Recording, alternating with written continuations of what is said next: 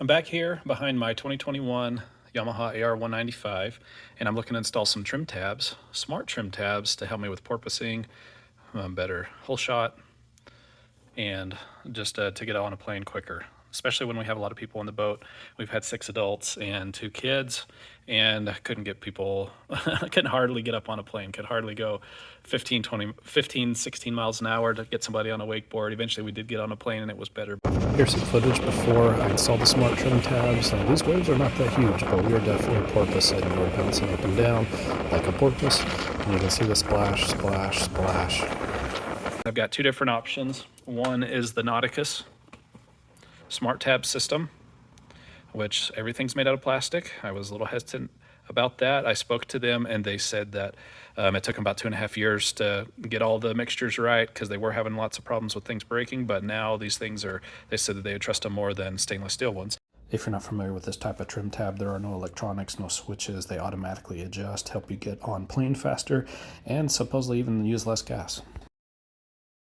Nauticus does make metal trim tabs, but these ones have a shorter shock, which are made specifically to fit on Yamaha jet boats under the swim deck, and they only make them in plastic. Stainless steel, which I also have. This is one from Bennett. This is the SLT, and it's got a much bigger shock. This one uses a metal spring, whereas the other one uses a gas shock. I was excited the first time that I noticed this before I even ordered them, that Bennett is a division of Yamaha Marine Systems Company. I was like, great, part of Yamaha. They're going to be able to give me great advice. So I called Bennett Trim Tabs, and they had no idea what boat I was talking about. I'm like, guys, it's Yamaha, AR195. Anyways, we were able to look up some specs, but I was really surprised that off the bat their employees were not trained. And it just goes to show that people are not installing these on the kind of boat that I have, and it seems like it would work. Okay, so here's a size difference. And I don't have this put together, but this one is definitely bigger. Now this is some very solid metal, and this shock, man, this thing is huge. It would fit under here, about at this angle. The problem is the mounting hardware does not fit. So this is about 10 inches. So I've got my drain plug there, and I've got this curvature of the boat. It doesn't fit. Now, just this mounting plate doesn't seem so bad, but when you get the other part of the hinge on here, there'd be a little bit of flex on there. Doesn't seem to fit that great. I mean, it's not terrible. Could make that work here. So it'd be something like this. Could get that to work. But to just show you the size comparison for the mounting points. So if these go here, the mounting point is going to be somewhere through there, whereas with this other setup,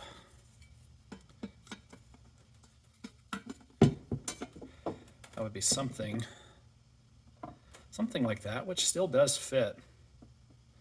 The great thing about these Bennett ones is everything's made out of metal. Well, except for, plastic parts here, but this is plastic. But the reason why I'm going to go ahead and go with the Nauticus Smart Tabs, is I was on the phone with them. Well, and anyways, you could mount these under and get them wider, but that definitely is going to change the angle and make it harder to compress the trim tab. But anyways, the reason why I'm going to go with these is my mounting plate's not too long. I'm not going to have a weird gap there. But also, they were telling me that kids and things are going to try to, maybe try to step on them. They're swimming back here. They may accidentally kick one of these. They're unlikely to cut themselves. This, on the other hand, this is very rigid, and certain edges are a little bit sharp. So that is actually a real fear. And that's the main reason why I'm going to go ahead and go with these. They said that the parts are warranted for 5 years, not the actuator, but people are replacing those about every 5 years. This has a lifetime warranty, which not on the actuators. The warranty's bogus on the actuators. The lifetime warranty is only as good as the life expectancy of these. So I asked them, all right, well, what's the life expectancy of these? And they said, until they don't work anymore. So I'm like, oh, well, that is not good at all. So anyways, yeah, I really like this metal kit. I like the idea of putting metal under here. I like the lifetime warranty. I mean, I would expect to have to replace the actuators on either set about every 5 years or so. But this one, like I said, there's a little bit of fitment issues, but I don't want any of my kids or anybody else cutting themselves on these. So here is the Nauticus, and here is the Bennett. Okay, they are roughly the same length, not the same width. Okay, also another key difference. This is a big freaking long strut compared to this one, especially with how they're mounted. The problem that I'm running into, this is only supposed to need 9.5 vertical inches. But this does not fit. So let's say I've got my hinge point right there. This, in order to sit flush with the back of my boat, I mean, I've got, as you can tell in the video, I've easily got at least an inch there. This is not going to fit. Now, if this were partially compressed, sure. Whereas these, it's going to be something like that. Now these, for example, another big difference, and another thing I really like about this kit, instead of using a gas spring, gas strut, like the Nauticus does, this takes a little bit to open. This actually has a big spring in here. That's all that's in there. A big spring. Whereas this one, it's got a gas strut. And this is actually very difficult. I cannot compress this. I'm not exactly sure why. Now this one I can compress. If I push down, I can compress it. This, on the other hand, once installed, you can manually compress it by lifting up on the tab. I don't know what the deal is. This is not compressing at all. I know this is a stronger strut for this size boat compared to a smaller boat, but I'm under the impression that that is supposed to compress, and it's not. Here's the other one. No, I'm not compressing that at all. It took me a minute to figure this out. So with these, it would sit about right there, and then whenever you pull that pin out with the orange sticker from the strut, it would push it down. But yeah, my biggest concern is, are these edges sharp? Is someone gonna get cut on those?